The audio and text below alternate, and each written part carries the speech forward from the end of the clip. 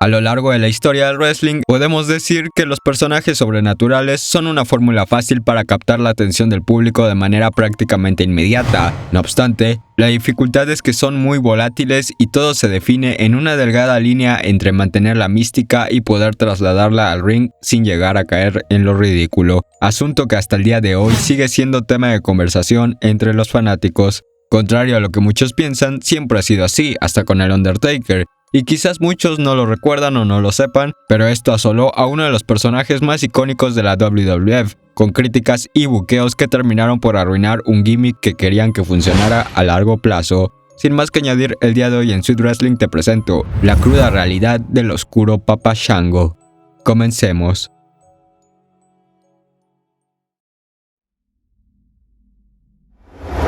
Nuestro protagonista de hoy es Charles Wright, sin irnos lejos, un luchador que llamó la atención en la USWA, venciendo a veteranos de la época de los territorios, vendido como un gigante llamado Soul Taker, que llegó a capturar el oro mundial en 1989, y si bien apenas estaba comenzando en su carrera, las características físicas, la alianza que tenía la WWF y la USWA, y una amistad con Taker, hicieron de mero trámite su arribo a la tierra de McMahon. Firmando en 1991 y teniendo sus primeros dark matches como Sir Charles, fungiendo como un luchador genérico. Pero después de unos cuantos meses, Vince le dijo que se tomara unas vacaciones con sueldo en lo que pensaban qué hacer con él, argumentando algo muy importante que les pido que recuerden.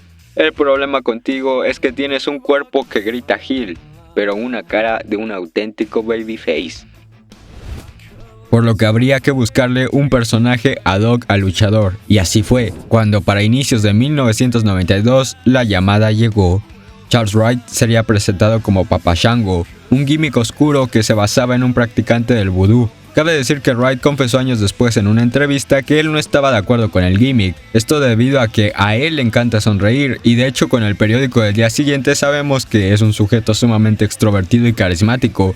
Pero aún con ello se comprometió a tal punto con el gimmick que se puso a estudiar todo lo relacionado a la magia vudú, devorando libro tras libro hasta construir una biblioteca entera sobre el tema. Sumado a eso, compró la utilería que usaría su personaje en tiendas vudú originales, además de que todo lo que diría su personaje provendrían de las creencias reales que aprendió en los libros de la mencionada magia. Todo estaba más que puesto cuando presentó su primera viñeta en enero, seguida por la que antecedería a su debut en ring. En la misma se apreciaba la sombra de nuestro protagonista, presentándose como Papa Shango ante una risa maquiavélica ecualizada en un templo chamán.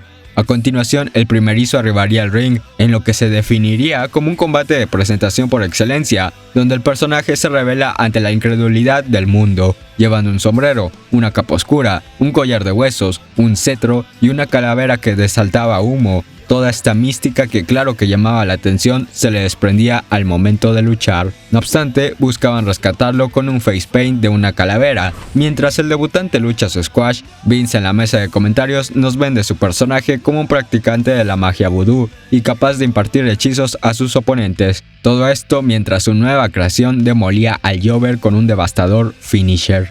Es justo decir que hasta aquí todo iba casi perfecto. La mística y el oscurantismo que proyectaba el personaje eran simplemente excelsos. También el aura se sentía novedosa, y a pesar de que la transición del personaje al ring no fue del todo armoniosa, eran detalles menores, pero el problema viene cuando el fuerte iban a ser los poderes del mismo. Llegamos al primer gran escenario del personaje, cuando en WrestleMania 8 iba a aderezar el evento estelar que vio colisionar a Hulk Hogan y Psycho Sid para causar la descalificación y aderezar el regreso del aclamado por los fans, el Ultimate Warrior. El problema vino cuando salió sumamente tarde, ya que le dieron la señal en mal momento y no tomaron en cuenta la longitud de la rampa de entrada. Y a pesar de que a final de cuentas el regreso del guerrero definitivo sirvió como tapete, no quita que fue un auténtico caos como esa noche una lucha tan importante del magno evento arruinó a Psycho Sid. Y sí, también Papa Shango salió perjudicado como personaje, pero la cosa iba a empeorar.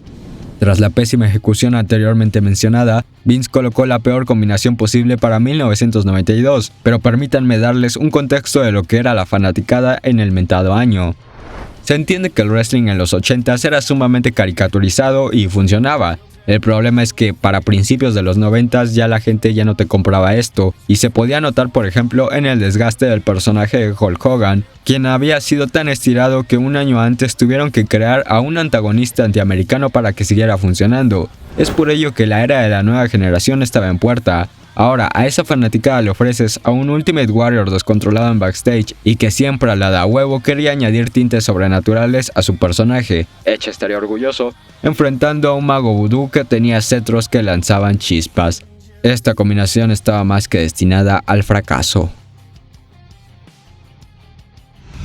Todo comenzaría cuando Papa Shango apareció tras una victoria del Ultimate Warrior, alzando su calavera humeante y haciendo algo con su cuerpo, mientras el guerrero comenzó a retorcerse de dolor estomacal. Para cuando se acercó, estaba más que claro que el mago había lanzado una maldición vudú a su contrincante. Pese al desconcierto de la fanaticada, esto se podía pasar por alto y ser aceptable. El problema es que continuó el segmento con Ultimate Warrior siendo atendido en una camilla mientras vomitaba.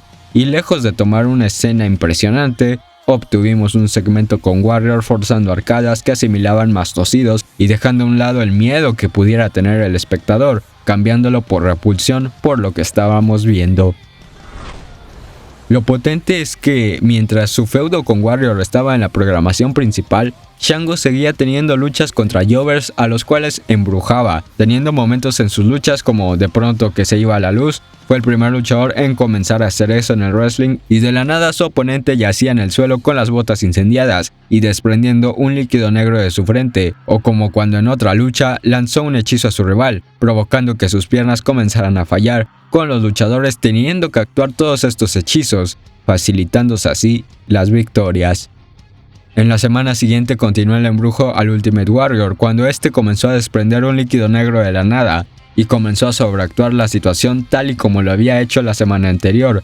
Para este punto, en tan solo un mes, lo que se pensaba sería la historia que catapultaría a Papa Shango como un nuevo main eventer, fue el inicio de un camino sin retorno para el personaje.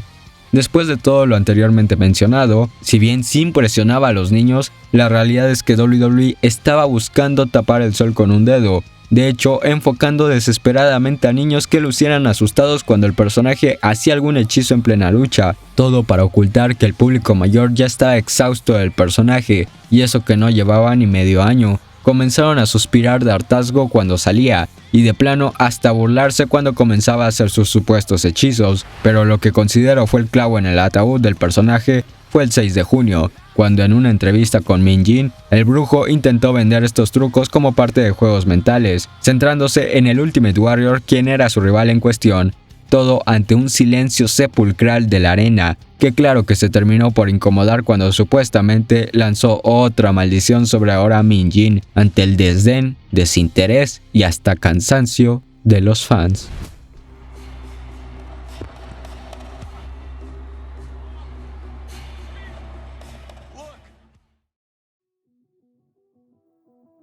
Vince notó que se le había salido de las manos el buqueo sobrenatural, por lo que progresivamente canceló la rivalidad con el Ultimate Warrior, quien ese SummerSlam compitió por lo criminal en la zona alta. Tras esto, el dueño de las artes oscuras entró en un feudo con Bret Hart, quien ya había hecho la transición a campeón mundial y le valió una oportunidad por el oro máximo, pero claramente como retador de transición, ya que ante los fanáticos ya lucía como esos videos raros de falsos milagros. El personaje estaba más que acabado y vaya que se lo hicieron saber cuando fue votado con los premios del Wrestling Observer como el peor personaje de 1992.